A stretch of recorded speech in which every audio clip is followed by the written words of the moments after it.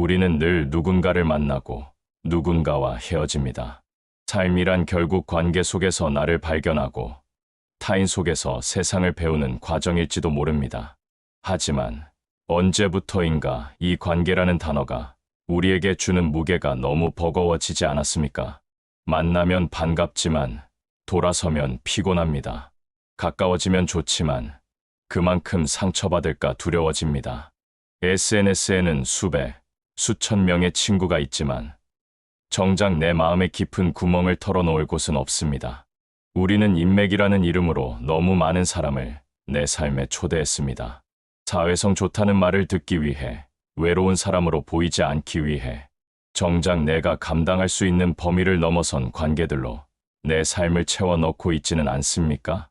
오늘 우리는 이 복잡하게 엉킨 관계의 실타래를 푸는 법을 이야기하려 합니다. 그것은 더 많은 사람을 만나는 법이 아닙니다. 오히려 현명하게 멀어지는 법입니다. 함부로 인연을 만들지 않고 이미 맺은 인연과는 건강한 거리를 두는 지혜, 그리고 그 모든 것의 시작점이 되는 나 자신을 바로 세우는 법에 대하여 긴 호흡으로 함께 사색해 보겠습니다. 요즘은 너무 쉽게 만났다가 너무 쉽게 헤어집니다. 현대의 관계는 속도에 지배당합니다. 쉽게 만나고 쉽게 마음을 주며 쉽게 실망하고 더 쉽게 돌아섭니다.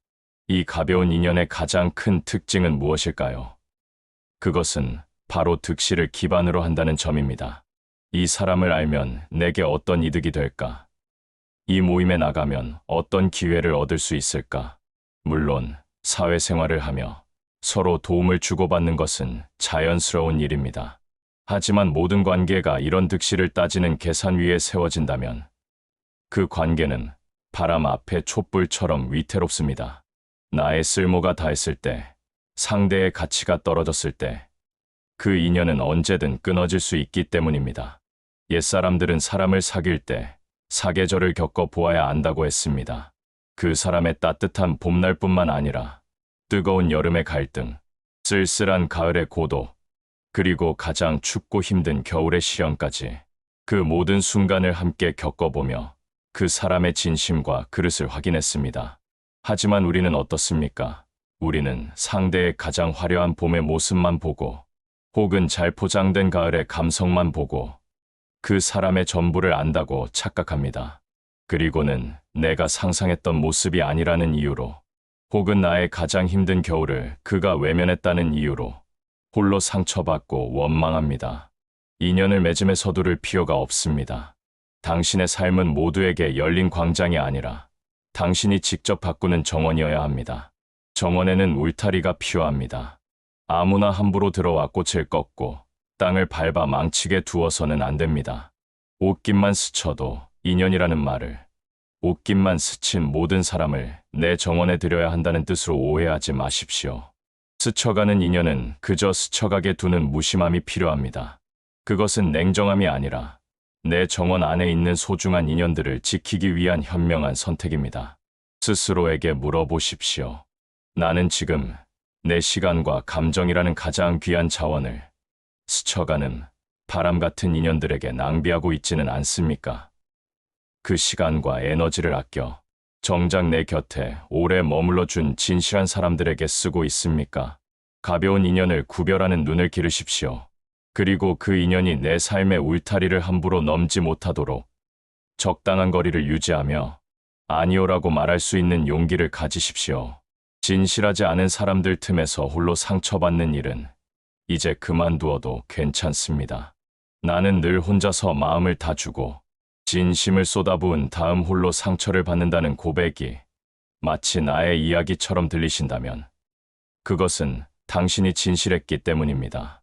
하지만 그 진실함은 그 가치를 알아주는 사람에게만 온전히 전해야 합니다. 모든 사람을 만나려 애쓰지 마십시오. 당신이 진짜 좋은 인연이라면 그들은 당신의 진가를 알아보고 당신 곁에 머무를 것입니다.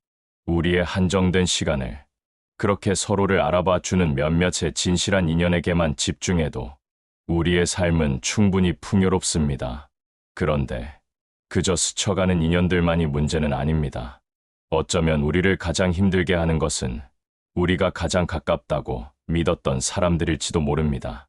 우리가 받는 가장 깊은 상처는 대부분 멀리 있는 사람이 아닌 내가 가장 가깝다고 믿었던 사람에게서 비롯됩니다. 가족, 오래된 친구, 사랑하는 연인. 왜 우리는 가장 사랑하는 사람들에게 가장 큰 상처를 주고받을까요? 그것은 가까움을 당연함으로 착각하기 때문입니다. 그리고 편안함을 함부로 해도 되는 것으로 오해하기 때문입니다. 사람은 본디 자주 보면 귀한 줄 모르는 법이고, 귀한 것도 자주 대하다 보면 예사롭게 여기게 마련입니다. 매일 마시는 물과 공기의 소중함을 잊고 살듯 우리는 가장 가까운 사람의 존재를 당연한 것으로 여깁니다. 그래서 옛 현자는 너무 가까이 하지도 너무 멀리 하지도 말라는 지혜를 강조합니다. 가까운 사이일수록 오히려 더 어려워하는 지혜가 필요하다고 말합니다. 이것은 서먹하게 굴라는 뜻이 아닙니다. 존중의 울타리를 허물지 말라는 뜻입니다. 너무 가까워지면 우리는 실수를 합니다. 너무 허물없이 대하다 보면 나의 감정 쓰레기통으로 상대를 취급합니다. 나의 밑바닥까지 상대에게 다 들추어 보이고 상대의 밑바닥까지 다 알게 되었을 때 그 관계는 신비감과 존중을 잃고 서로에게 상처만 남기게 될 수 있습니다. 사람은 서로에 대해 조금 모르는 것이 오히려 낫습니다. 상대의 모든 것을 알아야만 사랑하는 것이 아닙니다. 상대의 모르는 영역을 인정하고 그 영역을 침범하지 않으려는 노력이 관계를 더욱 깊고 성숙하게 만듭니다. 그것이 바로 격식과 존중입니다. 생각해 보십시오. 부모는 자식을 사랑한다는 이유로 자식의 삶에 너무 깊이 개입합니다. 자식은 부모가 편하다는 이유로 함부로 말하고 상처를 줍니다. 하지만 부모와 자식 사이에도 거리가 필요합니다. 서로를 독립된 인격체로 존중하는 거리. 그 거리가 있을 때 비로소 건강한 사랑이 오고 갈 수 있습니다. 오래된 친구일수록 너니까 이해해 주겠지라는 생각으로 선을 넘기 쉽습니다. 약속을 쉽게 어기고 조언이라는 이름으로 아픈 말을 서슴없이 합니다. 하지만 오래된 관계일수록 예의라는 기름을 계속 취해 주어야 합니다. 고맙다, 미안하다는 말을 아끼지 않고 서로의 시간을 귀하게 여겨줄 때 그 관계는 50년, 60년 이어질 수 있습니다. 부부와 연인은 세상에서 가장 가까운 사이이지만 동시에 가장 완벽한 타인입니다. 모든 것을 공유해야 한다는 강박이 오히려 서로를 질식시킵니다. 서로의 사생활과 개인의 시간을 존중해 주십시오. 상대의 밑바닥을 보았다고 해서 그것을 무기 삼아 공격하지 마십시오. 조금은 모르는 채로 조금은 격식을 차리는 관계 속에서 신뢰와 존중은 더욱 단단해집니다. 항상 기억하십시오. 상처는 멀리 있는 타인이 아니라 내가 허물없이 대했던 가까운 사람에게서 비롯됩니다. 관계를 오래 지속하고 싶다면 편안함이 무례함이 되지 않도록, 친밀함이 침범이 되지 않도록 의식적으로 존중의 거리를 지키려는 노력을 멈추지 마십시오. 사람과 사람 사이에는 서로의 온기를 느낄 수 있으면서도 서로의 그림자에 가려지지 않을 만큼의 딱 한 뼘의 거리가 필요합니다. 그 거리를 지킬 때 우리는 비로소 서로를 다치게 하지 않으면서 오래도록 함께 걸어갈 수 있습니다. 가까운 사람일수록 더욱 어려워하고 격식을 차리십시오. 그것이 관계를 지키는 가장 현명한 방법입니다. 우리는 지금까지 어떤 사람을 피해야 하는지, 그리고 어떤 거리를 두어야 하는지에 대해 이야기했습니다. 하지만 이 모든 것보다 더 근본적인 질문이 남아 있습니다. 나는 어떤 사람인가? 인맥을 자랑하는 사람을 조심하라는 말이 있습니다. 내가 내세울 것이 없을 때 사람은 주위 사람을 끌어들여 자신을 포장하려 합니다. 내가 누굴 안다고 말하는 사람은 정작 나 자신이 누구인지 보여주지 못하는 사람일 수 있습니다. 누구를 안다고 자랑하기보다 내가 먼저 자랑스러운 사람이 되는 것이 순서입니다. 내가 어떤 사람이 되어야 할까요? 사회적인 성공, 명예도 중요하지만 무엇보다 인품이 우선시 되어야 합니다. 인품이 훌륭한 사람의 곁에는 좋은 인연이 머무르기 마련입니다. 향기로운 꽃에는 벌과 나비가 그치지 않는다는 말이 있습니다. 우리는 좋은 인연을 만나기 위해 나비를 잡으러 산과 들을 헤매고 다닙니다.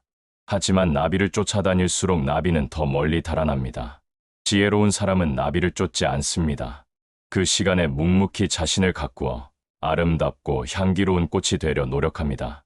내가 진정한 향기를 내뿜을 때 벌과 나비는 부르지 않아도 저절로 찾아옵니다. 그렇다면 어떻게 나 자신을 향기로운 꽃으로 가꿀 수 있을까요? 바로 공부입니다. 죽을 때까지 공부를 결코 게을리해서는 안 됩니다. 여기서 말하는 공부란 단순히 지식을 쌓는 것만을 의미하지 않습니다. 학교를 졸업하고 시작되는 진정한 공부, 세상을 향한 공부이자 동시에 스스로의 내면을 갈고 닦는 수양으로서의 공부입니다. 스스로의 부족함을 인정하고 어제보다 나은 오늘을 만들기 위해 노력하는 태도, 남에게는 관대하되 나 자신에게는 엄격한 기준을 적용하는 자세, 나 자신과 결코 타협해서는 안 됩니다. 그렇게 매일 스스로를 갈고 닦다 보면 어느 순간 당신은 굳이 자신을 증명하려 애쓰지 않아도 주위에서 먼저 당신을 자랑스럽게 생각할 것입니다. 당신 자체가 누군가에게 힘이 되는 좋은 인맥이 되는 것입니다. 당신이 바로 중심이 되는 것입니다. 좋은 친구를 만나고 싶습니까? 먼저 스스로가 좋은 친구가 되어 주십시오. 진실한 사랑을 하고 싶습니까? 먼저 스스로가 진실한 사람이 되십시오. 인격이 훌륭한 사람을 만나고 싶습니까? 먼저 스스로의 인격을 엄격하게 갈고 닦으십시오. 모든 관계의 시작과 끝은 나에게 있습니다. 내가 바로 설 때 비로소 좋은 인연이 깃들 자리가 생깁니다. 우리의 인생은 유한합니다. 생각보다 무척 짧습니다. 그 짧은 인생을 가벼운 인연에 상처받고 불필요한 관계에 에너지를 소모하며 살기에는 너무나 아깝지 않습니까? 오늘 당신의 관계의 정원을 다시 한번 돌아보십시오. 혹시 잡초처럼 무성하게 자라나 정작 소중한 꽃들이 쉴 공간을 빼앗고 있는 가벼운 인연은 없습니까? 뽑아내기를 두려워하지 마십시오. 혹시 가장 아끼는 꽃에게 사랑이라는 이름으로 너무 가까이 다가가 오히려 잎을 시들게 하고 있지는 않습니까? 한 걸음 물러서서 존중이라는 햇빛이 들게 하십시오. 그리고 무엇보다 당신이라는 정원사 스스로가 건강해야 합니다. 타인의 정원을 기웃거리는 대신 내면의 땅을 깊게 파고 수양이라는 걸음을 주며 공부라는 물을 꾸준히 주십시오. 스스로가 향기로운 꽃이 되어 굳건히 서 있을 때 당신의 삶에는 당신과 어울리는 가장 좋은 인연들만이 가장 아름다운 모습으로 함께하게 될 것입니다.